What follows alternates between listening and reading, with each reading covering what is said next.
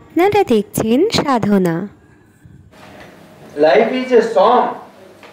Sing it. Life is an opportunity. Take it. Life is a journey. Complete it. Life is a promise. Fulfill it. Life is love. Enjoy it.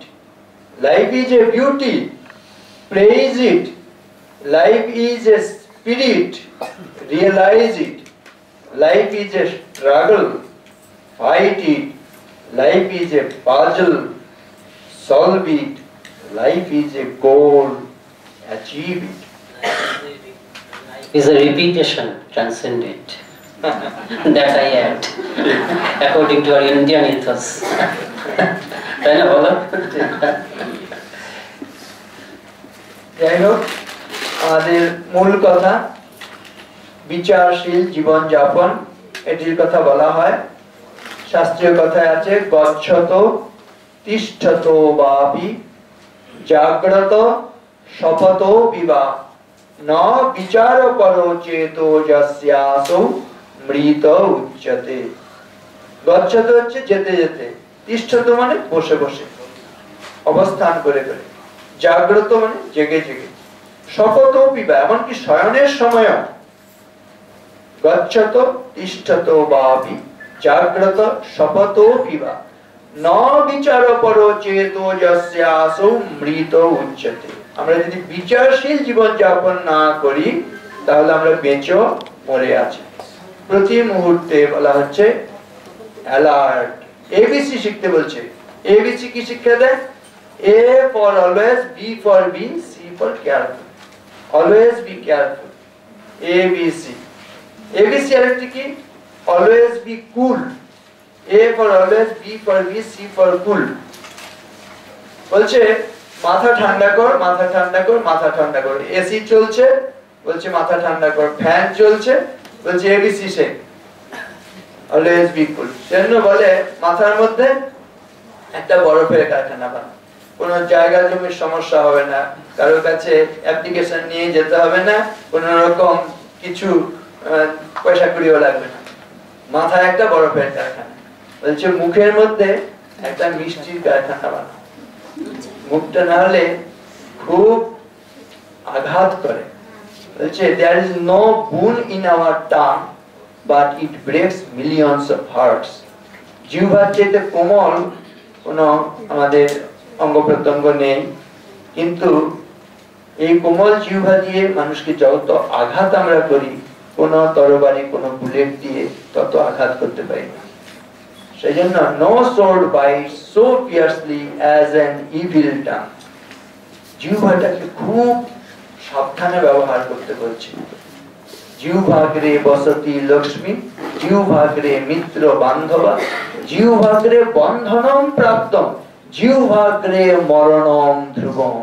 যত মৃত্যুর ঘটনা ঘটে, আত্মহত্যা বিশেষ করে, মায়ের কথা, মা এরকম বললো, বাবা বললো, দাদা বললো, দিদি বললো, স্যার বললেন, এই জীবন আমি রাখবো না।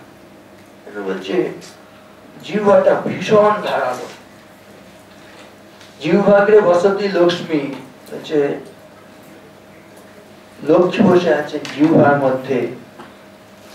আপনি দোকান করলে, ব্যবসা করলে লক্ষ্মী লাভ হয়, কিন্তু দুর্মুখ হলে আপনার দোকানে কেউ জিনিস কিনতে আসবে না। সেজন্য হচ্ছে লক্ষ্মী লাভ করার জন্য মিষ্টভাষী মধুর ভাষী হওয়ার প্রয়োজন আছে।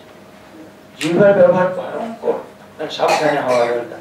বলছি জিভ দিয়ে মুখ দিয়ে দুটো কাজ করি, এক কথা বলি আর খাবার খাই। যে বেশি কথা বলে আর যে বেশি খাবার খায় সে নাকি আত্মঘাতী কাজ করে। জিহ্বে প্রমাণম জানিহি ভাষণে ভোজনে পিচ অত্যুক্তি অতিভুক্তিশ্চ সত্যম প্রাণাপহারিণী। অতিউক্তি মানে বেশি কথা, অতিভুক্তি হচ্ছে বেশি খাওয়া।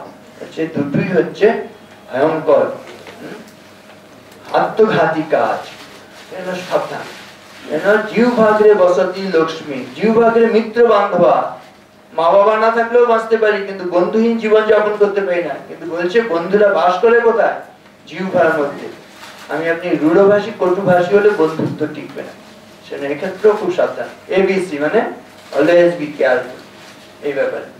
জিহ্বাগ্রে বসতি লক্ষ্মী, জিহ্বাগ্রে মিত্র বান্ধব, জিহ্বাগ্রে বন্ধনম প্রাপ্তম। জিহ্বার মধ্যে বন্ধন লুকিয়ে আছে। বেফাস কথা বলে দিলে এখনই বলবে এই কথা শোনার জন্য মহারাজ আমরা আজকে এসেছিলাম, মহারাজ সাধু এরকম বললেন। আমি বলবো না, আমার এভাবে ঠিক বলতে চাইনি। ওই দেখুন সব এই প্রাণারাম আর হচ্ছে কি সাধারণ বাবু এরা ভিডিও করে রেখেছে। আপনি ঠিক বলেছেন, হয় ক্ষমা চান, না হলে আপনি এখান থেকে আস্তে আস্তে বিদায় করেন। জিহ্বাগ্রে বন্ধনম প্রাপ্তম, জিহ্বাগ্রে মরণম। সেটা আমি বলবো ওই এবিসি, অলওয়েজ বি কেয়ারফুল, এটা মানে আমরা শিখবো, আমাদের পুত্র কন্যাদের শেখাতে হবে।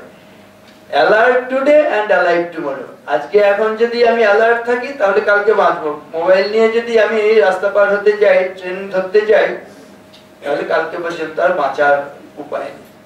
এই জন্য আমি খুব সহজ ভাবে বলি, ছোট ছোট এরকম ফর্মুলা করি, ওগুলো ছাত্রছাত্রীদের বলি। সেগুলো দেখেছি পরে ওরা খুব এনজয় করে আর মনেও থাকে। তা আমরাও বলবো নিজেরা ছোট ছোট জিনিসগুলো শিখে বড়দের ছোটদের শেখাবো।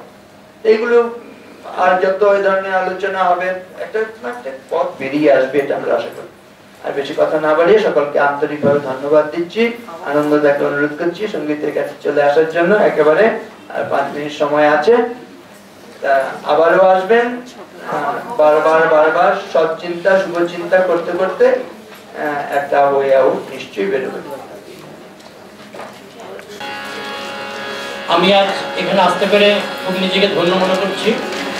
আমার অনেকদিন আশা ছিল এখানে এসে গান গাইব, সেটা আমাদের জ্ঞানানন্দ মহারাজ করে দিয়েছেন। এবং ওনার দৌলতেই উনি যখন আমাদের স্যার কাছে রামকৃষ্ণ মিশন হাই স্কুলে ছিলেন, তখন উনি আমাকে গান মিউজিক টিচার হিসাবে ওই হাই স্কুলে নিয়োগ করেছিলেন। এখন ওখানেই আছি। আর শ্যামল মহারাজ যখন আমাদের হোস্টেলে ছিলেন, তখন ওনার সংস্পর্শে ছিলাম প্রায় 5 বছর 6 বছর। হোস্টেলে আমি এখনো গান শেখাই।